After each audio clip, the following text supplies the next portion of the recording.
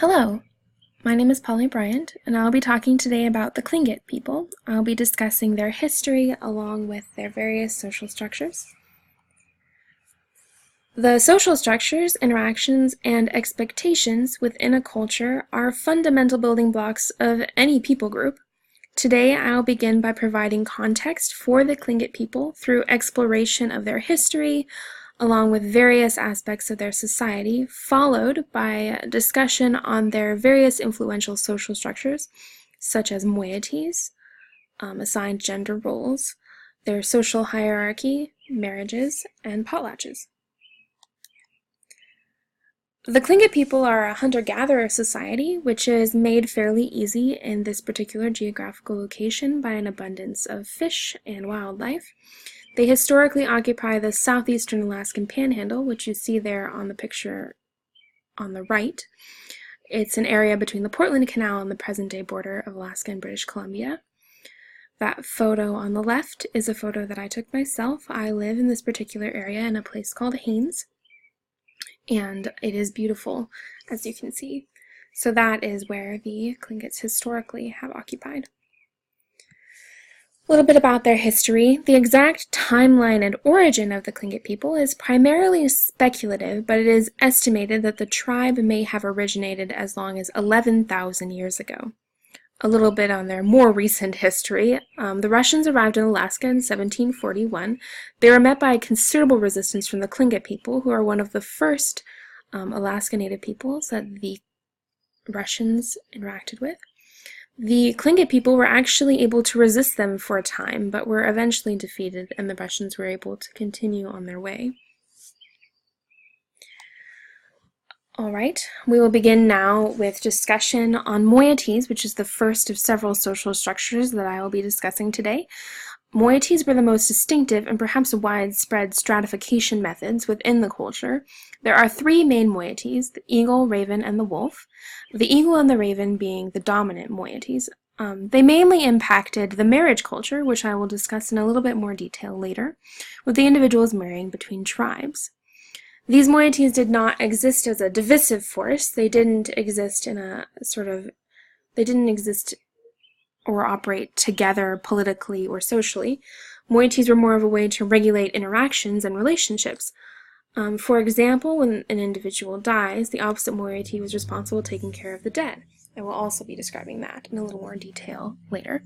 The moieties had assorted responsibilities assigned to them, mainly concerning deaths and potlatches, which are exchanged and shared. The moiety is passed down maternally, so the children adopt their mother's tribe. So for me personally, I am an eagle, and my mother was an eagle. So that is, I obtained that moiety from my mother. So if your mother is a raven, then you're a raven, and so on and so forth. The Tlingit were not a patriarchal society.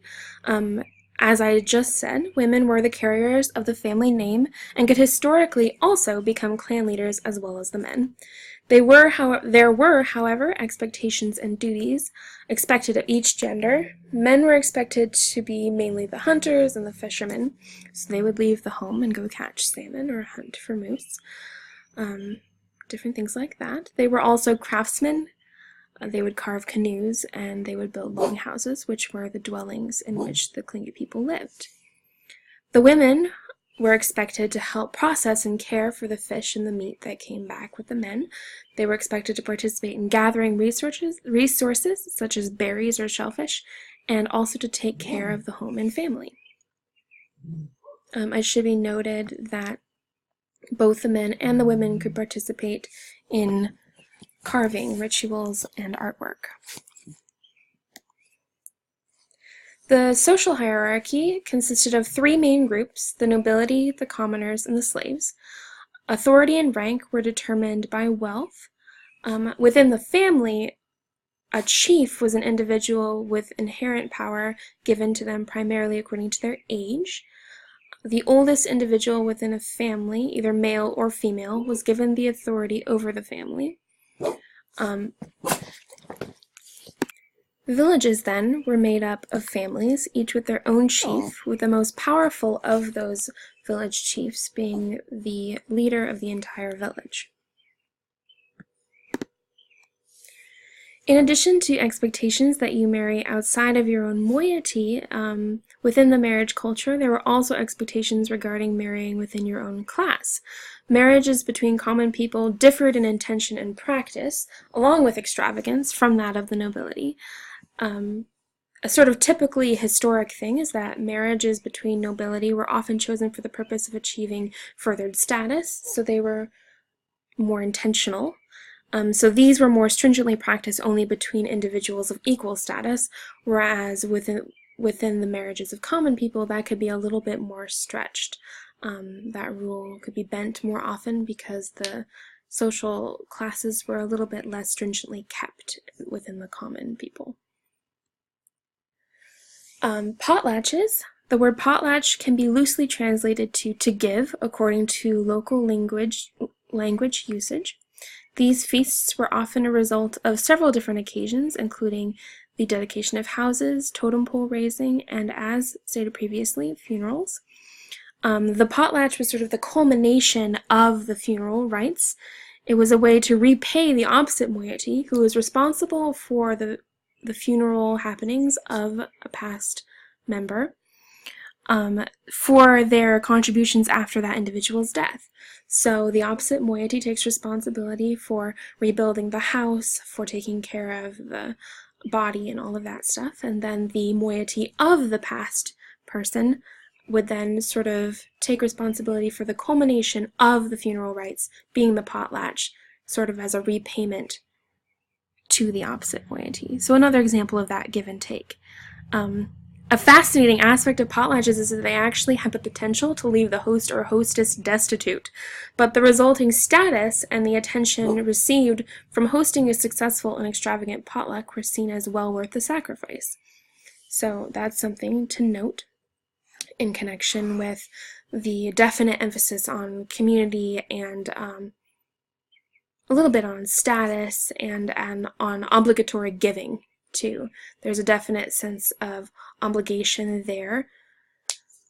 It is said that when entering a house, this is a local piece of knowledge, Tlingit people often don't let you leave without feeding you something, and that is something that I have found with my own grandparents as well. You will get fed, regardless of how they feel about you or whether they even know you.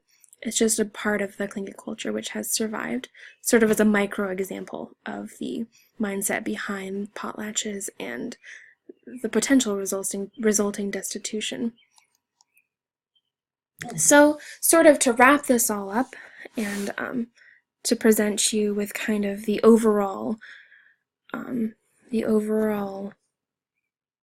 patterns within the Tlingit society.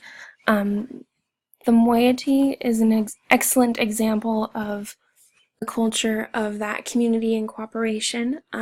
It creates a sense of security and a shared responsibility, which brings us to the potlatch. That shared responsibility is, as discussed earlier, a way for each of the moieties to sort of take care of the other. Potlatches also result in this sort of sense of community in that they take place in in the longhouses, which are the dwellings in which the Tlingit people lived, which were characteristically large, able to provide a space for these large community events, which were typical of the Tlingit people, showing that sort of emphasis on gathering, on socializing, on togetherness and cooperation. The moiety and the potlatch are only two of the examples of that emphasis on community. And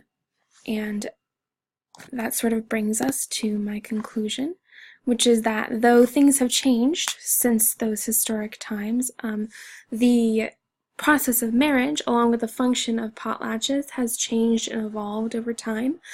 For instance, during a discussion with my grandmother, she stated that though things were pretty stringent back then as far as the moieties go, to sort of keep that structure going, the Tlingit people of today, in an effort to continue that tradition, though they are marrying outside of the Tlingit people, will have adoption ceremonies in which anyone of any race can be adopted into the Tlingit people and assigned the opposite moiety from the person that they are marrying.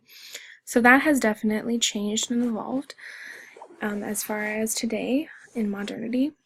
The function of potlatches has also changed. Locally, they are often referred to as 40-day parties, and they still take place after the death of a loved one. They do not last 40 days typically, but that is just what they're called.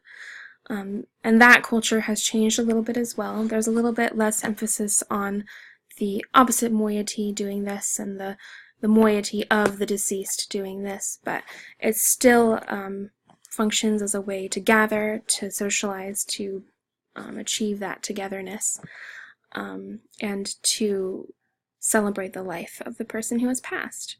So the marriage and the function of potlatches has changed and evolved, but much of the intent and the resulting community aspects remain as a result of the various social structures and constructs that I have discussed today, even in modernity. And that is all that I have for you today. Thank you so much for watching.